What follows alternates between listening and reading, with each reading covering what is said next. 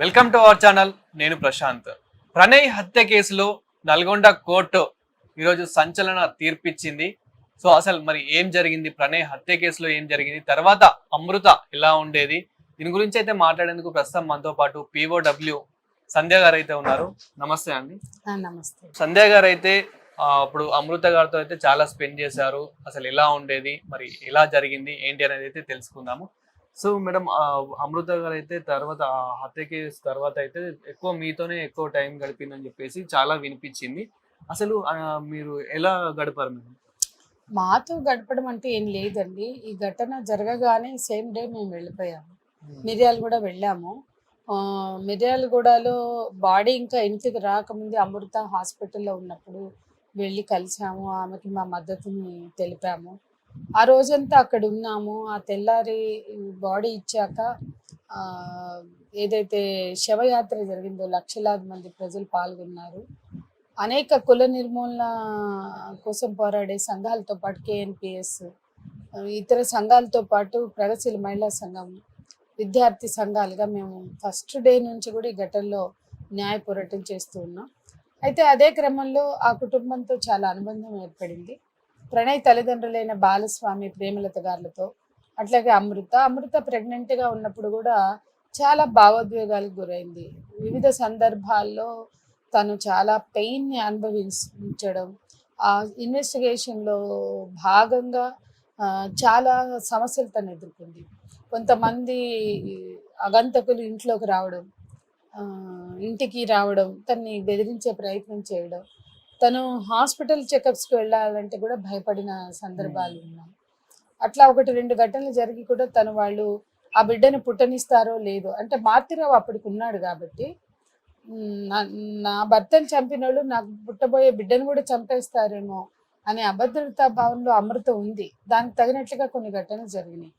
Media కూడా కొన్ని సందర్భాల్లో సెన్సిటివ్గా లేదు. ఒక మీడియా ఛానల్ వెళ్ళి మేము శ్రీమంతం చేస్తామని కూర్చున్నారు. అది చాలా హర్ట్ అయింది తను. అంటే శ్రీమంతం అనేది సంతోషంగా భర్త ఉన్నప్పుడు భార్య ఇష్టంగా భార్య భర్తలు అనుకుని చేస్తారు. భర్త చనిపోతే వాళ్ళు విషాదంలో ఉంటే వాళ్ళు క్రిస్టియన్స్, వాళ్ళకి ఆ సాంప్రదాయం ఉందో లేదో కూడా ఆ ఛానల్ పట్టించుకోవాలా, అది గుర్తించాలా. వాళ్ళ మతాచారాలు వేరు.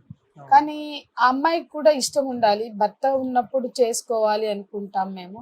కానీ అలాంటిది నా భర్త లేనప్పుడు వీళ్ళెవరు, నాకు సడన్గా ఒక సోకాళ్ళు మహిళా మండలాన్ని తీసుకుని వచ్చి పువ్వులు ఇంకేవో పట్టుకుని వచ్చి గాజులు మేము చేస్తామంటే తను చాలా హర్ట్ అయింది. ఎందుకు ఇంత అవమానకరంగా చేస్తారు ఛానల్స్ అని.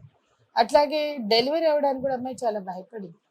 అప్పుడు నేను ఢిల్లీలో ఉన్నాను, ఫోన్ చేశారు. డెలివరీ మేము కనుక్కుంటూనే ఉన్నాం. డెలివరీ అప్పుడు తను ఎలా ఉండేది మేడం ఆ హత్య జరిగిన తర్వాత మీతో కానీ? సో నార్మల్ గా అయితే ఎలా ఉండేది అంటే బాధ ఎవరికైనా ఉంటుంది. సో తన బాబుని చూసుకోవడానికి కానివ్వండి, సో అలా ఎలా గడిపింది?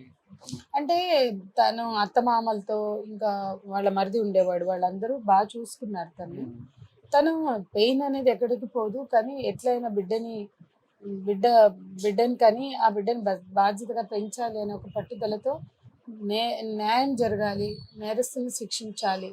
అది ఎవరైనా సరే, వాళ్ళ సొంత బాబాయ్ ఎట్లా చేశాడు, ఆ కుటుంబంలో ఘటనలు అనేకం జరిగాయి. అవన్నీ కూడా అమ్మాయి ఎప్పుడు చెప్తూ ఉండేది మాకు.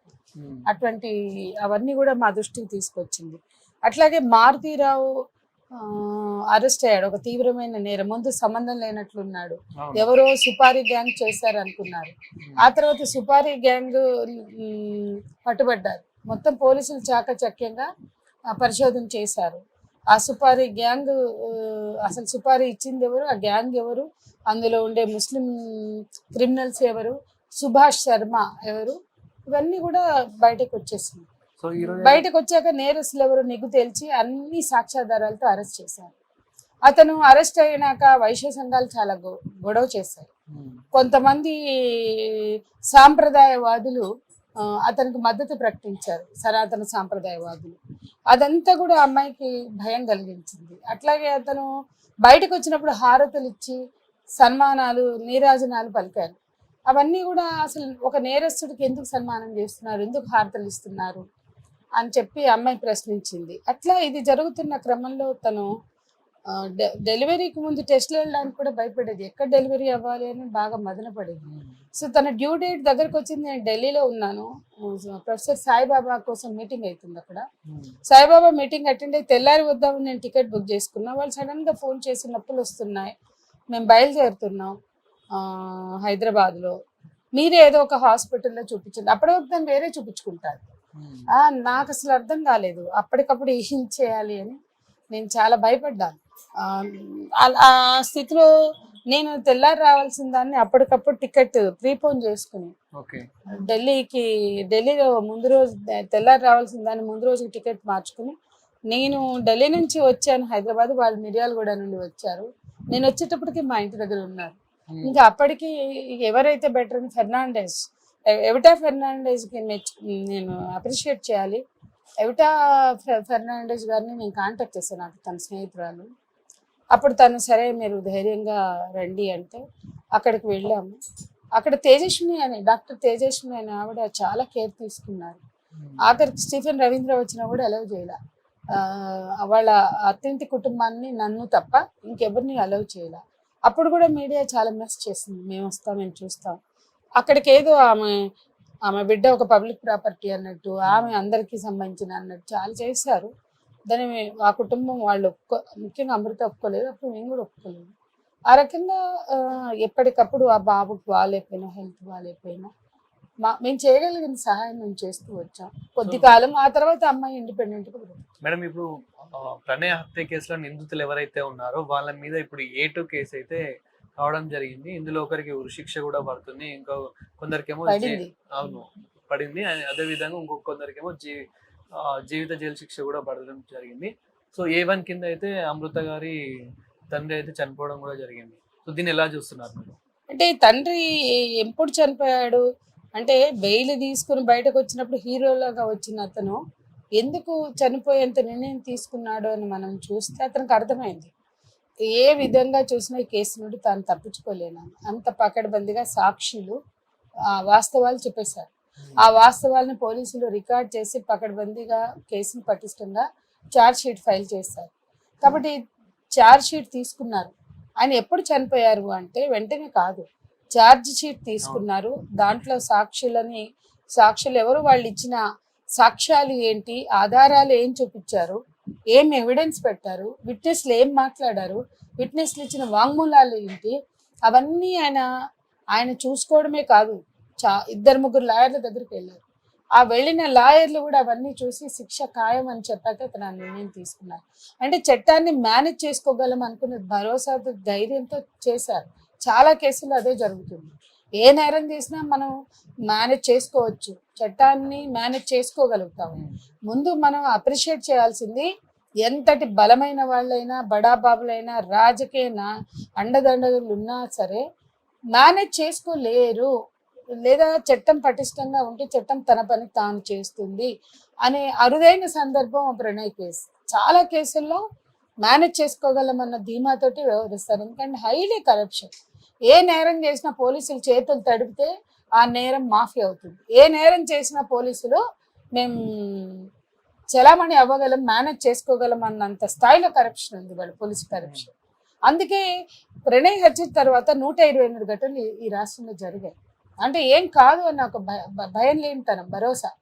కానీ ఈరోజు ట్రయల్ జరగడం, నేరస్తులను శిక్షించడం, మిగతా అందరికీ లైఫ్ పడడం అంటే దానికి మొన్న వాళ్ళు ఎవిడెన్స్ ఇచ్చారు కదా సాక్షులు, ఆ రోజే మాకు అర్థమైంది, బాగా చెప్పారు. అంటే రికార్డులో ఏముందో అది చెప్పారు.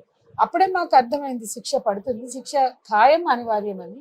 ఇప్పుడు సుప్రీంకోర్టుకు వెళ్ళినా సరే శిక్ష ఇందులో అనివార్యం, అదైతే వాస్తవం. కాకపోతే ఇటువంటి హీనియస్ క్రైమ్స్, పెళ్లికి ప్రామాణికత వయసు, వయోపరిమితి, ఒకరికొకరికి ఇష్టం ఉందా లేకపోతే ఫోర్స్ ఉందా, వాళ్ళు స్వచ్ఛందంగా చేసుకున్నప్పుడు పెద్దలు ఆమోదించకపోయినా, నచ్చకపోయినా చంపే హక్కు ఎవరికి లేదు. ఇటువంటివి ఇన్ని ఘటనలు జరిగాయి అంటే తాము పెంచిన బిడ్డ తమ చేతుల్లోనే ఉండాలి, తమ అధీనంలో ఉండాలి. వాళ్ళు పెళ్లిళ్ళు చేసుకుంటే మేము అంగీకరించాం, ఆస్తి పోతుందేమో, పెళ్లి చేసుకుంటే కులం పోతుందేమో, కులం సంకరమేమో, కట్టుబాట్లు దాటే అమ్మాయి వెళ్ళింది అని, అమ్మాయి కాబట్టి పెళ్లి చేసుకుంటే కట్టుబాట్లు దాటిందనో, ఆస్తి పోతుందనో చంపుతున్నారు. అదే పరువు అనేది కుటుంబాలకు ఏడిస్తే కొడుకులు రేపులు చేసిన కుటుంబాలు చాలా ఉన్నాయి. పోలీస్ స్టేషన్ చుట్టూ కోర్టుల చుట్టూ తిరిగి మేనేజ్ చేసుకుంటున్నారు కదా. మేనేజ్ కానప్పుడు డబ్బులు గుమ్మరించి లాయర్లకి బెయిల్స్ తెచ్చుకుంటున్నారు కదా.